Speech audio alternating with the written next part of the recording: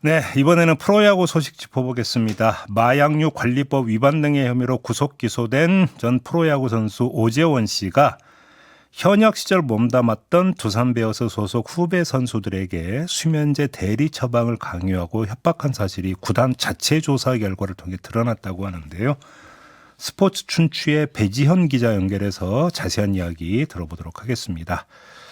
나와 계시죠? 예, 안녕하세요. 네, 두산 베어스에서 이거 언제부터 조사에 들어갔던 거였어요? 예, 오재원 씨가 지난달에 22일에 구속이 됐는데요. 네. 예, 구속된 다음에 이제 선수단 내에서 대리 처방을 해줬던 선수들 사이에 이야기가 나오기 시작했습니다. 그래서 오재원 사건을 예의주시하던 구단에서도 이걸 인지하고서 3월 말에 자체 조사를 진행했다고 합니다. 그럼 이건 이제 조사 개입, 그러니까 개시 시점이고 예. 오재원 씨가 후배 선수들에게 이걸 강요한 걸 언제 있었던 일이에요? 2021년부터 1년 이상 이제 있었다고 이제 하더라고요. 예. 1년 한 반가량 이제 계속 대리 처방을 해준 선수도 있는 걸로 확인이 됐습니다. 그래요? 그럼 이렇게 강요받아서 어쩔 수 없이 대리 처방을 받았던 선수가 몇 명쯤 되는 거예요? 예, 지금까지 그 자체조사에서 확인된 거는 총 8명이고요. 네. 다른 구단들도 자체조사를 했는데 거기서 나온 거는 아직까지 없고, 작년에 이제 9명이 지금 대리 처방을 해줬다고 경찰 조사 결과가 나왔기 때문에 네네. 추가로 나오는 사람이 있을지는 앞으로 좀 지켜봐야 될 것 같습니다. 근데 협박까지 했다고 그러는데 어떤 식으로 협박을 했다라는 거예요? 예, 지금 보도를 통해서 이제 SNS 메신저 이런 게 공개가 됐는데요. 네. 예, 이렇게 찔러버리겠다, 그런 식의 이제 좀 너무 심한 협박들, 뒤져버리겠다 이런 말도 했고, 복도에서 때리거나 이런 일도 있었다고 하고요. 예. 그렇게 알려지지 않은 폭언이나 폭행이나 이런 것들이 굉장히 많았다고 해서 사실 이게 힘없는 선수들이 대부분인데 피해 선수들이 좀 많이 좀 겁먹고 그랬을 거라고 생각을 되고 있습니다. 그러면 이 선수들 지금 실명을 밝히기는 좀 그럴 것 같고 주로 어떤 선수층이었다고 보면 되는 겁니까? 확인해 보니까요. 예. 지금 다 2군에 있고요. 예, 선수들 중에 이렇게 이름이 알려진 선수는 몇 명 안 되는데 대부분 1군과 2군 좀 오가는 이렇게 좀 입지가 불확실한 선수들이 대부분이었습니다. 그래서 좀 스타나 이렇게 연차가 좀 있는 선수는 건드리지 않고 좀 연차가 낮고 힘없는 선수들 위주로 이제 강요를 협박한 것으로 보고 있습니다. 그러면 오재원 씨가 선수 시절에 구단 안에서나 선수들 사이에서 그 정도로도 강력한 존재였다. 그런 위상을 갖고 있을 때 이렇게 봐야 되는 겁니까? 예, 이게 엄청난데요. 어떻게 보면은 세 가지로 요약을 할 수가 있는데 두산 한 팀에서 데뷔해서 은퇴까지 뛴 언클럼맨 선수고요. 예. 두산 3번 우승할 때 주전 2루수였고 이제 주장도 2번 했었거든요. 2015년, 2019년에. 예, 구단에서 그리고 은퇴할 때 성대하게 은퇴식 열어준 레전드 대우를 해준 선수고, 전임 감독님 시절에 상당히 이 선수한테 힘을 실어줘서 이제 팀 내에서 파워도 강했고 코치한테 막 대들어도 아무 뒤탈이 없었다고 하더라고요. 그래요?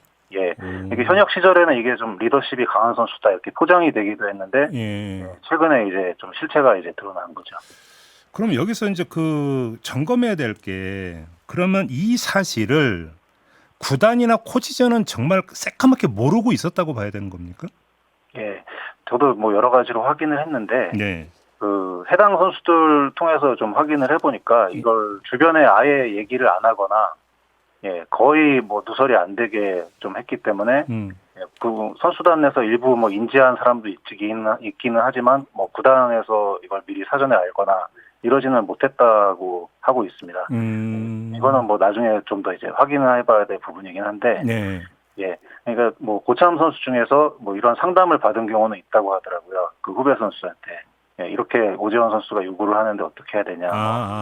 예, 근데 이걸 구단에 알리지는 않았다고 하고 이제 아름아름 자기들 안에서만 좀 쉬쉬하면서 그런 상태였다고 하고 있습니다. 그럼 코치진도 당시 코치진도 몰랐던 거고?